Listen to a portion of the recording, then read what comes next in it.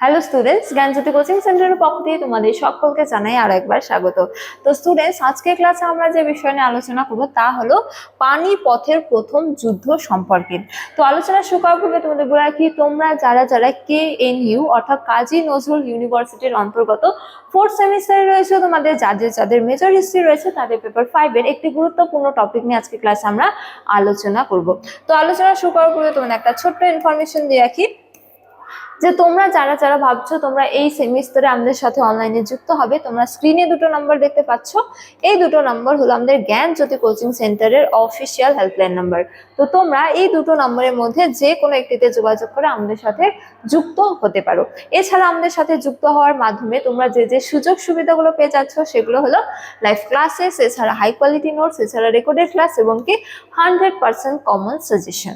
এছাড়া তোমাদেরকে একটু কোর্স ডিটেলসটাও বলে রাখি যে তোমাদের যাদের মেজর কোর্স রয়েছে তোমাদের জন্য যে কোর্স ফিটা রাখা হয়েছে সেটা রাখা হয়েছে 1199 টাকায়, কিন্তু বর্তমানে তোমাদের জন্য একটি বিশেষ অফার রাখা হয়েছে যে তোমরা কেবলমাত্র 99 টাকা দিয়ে রেজিস্ট্রেশন করার মাধ্যমে এই সেমিস্টারের পুরো কোর্সটা কিন্তু আমাদের কাছ থেকে পারচেস করে নিতে পারছো। এই জন্য তোমাদের আর কোনো ধরনের কোনো পে করতে হবে না। তবে একটা কথা মনে রাখবে যে এই অফারটা কিন্তু কেবলমাত্র প্রথম 100 জন স্টুডেন্টদের জন্যই রাখা হয়েছে। তো স্টুডেন্টস, এই ছিল ইনফরমেশন। এবারে আমরা আজকের আলোচনা শুরু করব।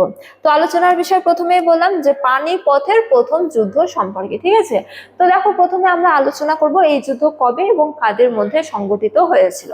তো দেখো, এই যুদ্ধ হয়েছিল 1526 খ্রিস্টাব্দে, ঠিক আছে। তো 1526 খ্রিস্টাব্দে কি হয়েছিল?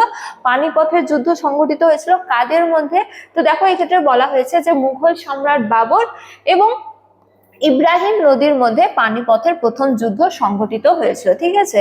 তো তৎকালীন সময়ে বাবর এবং বলা যায় যে ইব্রাহিম লোদির মধ্যে 1526 খ্রিস্টাব্দে যে যুদ্ধ হয়েছিল তাকে কি বলা হয়? পানিপথের প্রথম যুদ্ধ বলে অভিহিত করা হয়, ঠিক আছে। তো এই যুদ্ধে মধ্যযুগের, ঠিক আছে, ভারতের ইতিহাসে এক গুরুত্বপূর্ণ ঘটনা, বা বলা যায় যে এই যুদ্ধ হলো ভারত ইতিহাসে এক যুগ পরিবর্তনকারী যুদ্ধ, ঠিক আছে, যার জন্য ভারত ইতিহাসে এই যুদ্ধের গুরুত্ব কিন্তু অপরিসীম। তো দেখো, বলা হয়েছে যে পানিপথের প্রথম যুদ্ধ ভারতের রাজনীতিতে কোনো মৌলিক পরিবর্তন না ঘটালেও ইব্রাহিম লোদির পরাজয়ের মাধ্যমে ভারতের ইতিহাসে মুঘলদের নেতৃত্বে নতুন অধ্যায়ের সূচনা হয়।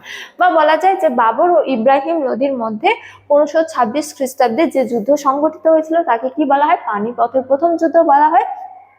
তো ভারত ইতিহাসে এই যুদ্ধের গুরুত্ব অপরিসীম, কেননা এই যুদ্ধ ভারত ইতিহাসে এক নতুন অধ্যায়ের সূচনা করেছিল, ঠিক আছে। তো এবারে আমরা আলোচনা করবো এই যুদ্ধের একাধিক কারণগুলি নিয়ে বা পটভূমি নিয়ে, ঠিক আছে। তো দেখো, এক্ষেত্রে বলা হয়েছে যে উত্তর ভারতের রাজনৈতিক অস্থিরতা, আফগান ও লোদিদের মধ্যে অন্তদ্বন্দ্ব এবং কি ভারতের ধন সম্পদের প্রাচুর্যতা বাবরকে ভারত আক্রমণ করতে উৎসাহিত করেছিল, ঠিক আছে। তো এইগুলো হলো নানা কারণ বাবরের কর্তৃক ভারতবর্ষ আক্রমণ করা, ঠিক আছে। একে তো উত্তর ভারতের রাজনৈতিক অস্থিরতা, ঠিক আছে। এই সময় কি ছিল? আফগান আর লোদিদের মধ্যে দ্বন্দ্ব বেঁধেছিল, ঠিক আছে। তো ভারতবর্ষের এই আভ্যন্তরীণ কোন্দল এবং প্রাচীন যুগ থেকে ভারতের যে ধন সম্পদ, এই ধন সম্পদ বিদেশিদের কি করতো? আকৃষ্ট করতো, ঠিক আছে। তো এই ধন সম্পদ এবং এই যে রাজনৈতিক কোন্দল তা কিন্তু বাবর কর্তৃক ভারতবর্ষ আক্রমণের পথ প্রশস্ত করেছিল, ঠিক আছে। তো এখানে দেখো, বলা হয়েছে যে 1519 থেকে 24 খ্রিস্টাব্দের মধ্যে বাবর মোট 4টি অভিযানের মাধ্যমে ভারতের অভ্যন্তরে প্রবেশের প্রয়াস করেন, ঠিক আছে। এই সময় দিল্লির সুলতান ইব্রাহিম লোদির সঙ্গে পাঞ্জাবের শাসনকর্তা দৌলত খাঁ লোদির বিরোধ দেখা দিলে দৌলত খাঁ লোদি ইব্রাহিমকে পরাস্ত করার জন্য বাবরকে ভারত আক্রমণের প্ররোচনা দেন, ঠিক আছে। তো ফলে বাবর কাল বিলম্ব না করে বিশাল বাহিনী সহ ভারতবর্ষ কি করেন? আক্রমণ করেন। তো বাবর যিনি ছিলেন তিনি মধ্য এশিয়ার ফারগানা নামক একটি অঞ্চলে কি করেছিলেন? জন্মগ্রহণ করেছিলেন, ঠিক আছে। তো সেই অঞ্চলের তিনি শাসক ছিলেন, ফারগানা রাজ্যের। কিন্তু সমরকন্দ যে ছিল সেটা ছিল তার পিতৃভূমি, ঠিক আছে। তো মধ্য এশিয়ার অভ্যন্তরীণ ছিল, এক হলো ফরগানা এবং আরেক হলো কি? সমরকন্দ। তো ফরগনা রাজ্যের বাইরে রয়েছে সমরকন্দ।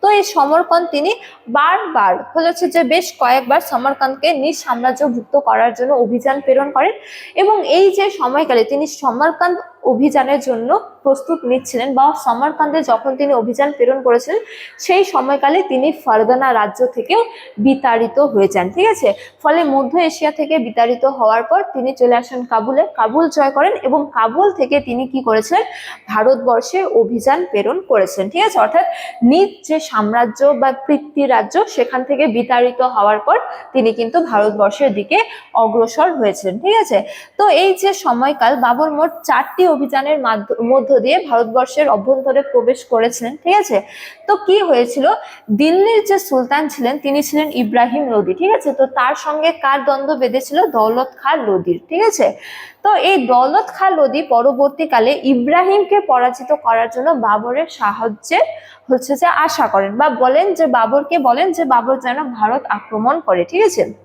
তো এই যে সুযোগ, এই সুযোগ কিন্তু বাবর হাতছাড়া একেবারেই করেনি। ঠিক আছে, তো সুতরাং তিনি বিশাল বাহিনী সহ ভারতবর্ষ কি করেন, আক্রমণ করেন এবং এই যে 1526 খ্রিস্টাব্দ, এই 1526 খ্রিস্টাব্দে পানিপথের প্রান্তরে বাবর ও ইব্রাহিম লোদির মধ্যে যে যুদ্ধ হয়েছিল তাকেই কি বলা হয়, পানিপথের প্রথম যুদ্ধ বলা হয়। ঠিক আছে, তো এই যুদ্ধে কে জয়লাভ করেছিল এবং কে পরাজয় হয়েছিল, তো এই যুদ্ধের কারণ বোঝা গেল, এই যুদ্ধ কবে হয়েছিল, কাদের মধ্যে হয়েছিল তা বোঝা গেল।